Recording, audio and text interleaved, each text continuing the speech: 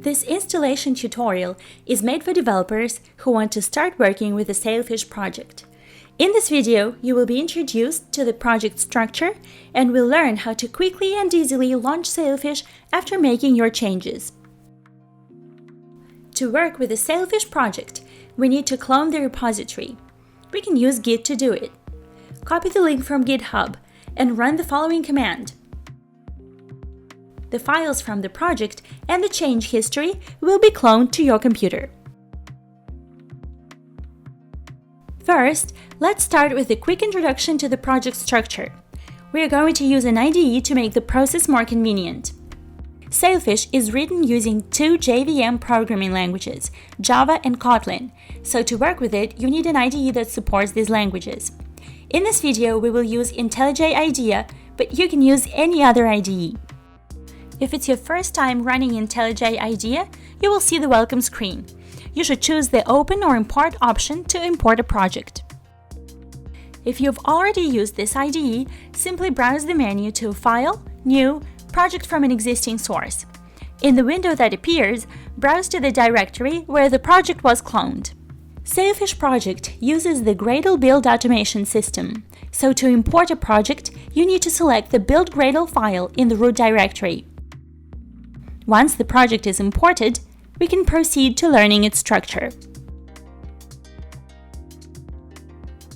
In the root directory, you will see two modules, the backend and the frontend.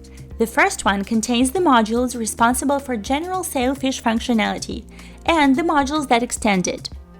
The second one contains the modules responsible for the user interface, REST API, and reporting. It also contains the integration tests module. These tests can be used to run automation testing of Sailfish after introducing changes. To run integration tests, you need to have Docker and Docker Compose installed. If they are already installed on a computer, you can run integration tests using the following command. Now, let's return to the backend module. It's subdivided into the following project groups. The first one is the core, which contains the code responsible for the general functionality of Sailfish and the interaction between the other components. The second group is the service, which contains the modules with services used to interact with external systems via different network protocols. Currently, the repository contains the services for Fix, Itch, Fast, and many more. Do check out our website Exactpro.com for the full list of protocols supported by Sailfish. Last but not least, the extension and the plugin modules. These contain the examples of how Sailfish functionality can be extended. Now that we got to know the general structure of the project, let's figure out how to run Sailfish if you've made changes to the project and want to test them. We need to follow two simple steps. First, build a plugin and place it in the plugins folder of your Sailfish workspace. Next, install Tomcat and deploy the Sailfish web application inside it. These steps may seem complex, but to simplify the development, we've automated some of the steps in Sailfish deployment, so it's a lot easier than it sounds and can be done in two commands. You can build and deploy the plugin by running the following command from the root directory. It will remove the previous version of the plugin, build a new one based on the current state of the repository, and deploy it in the right place.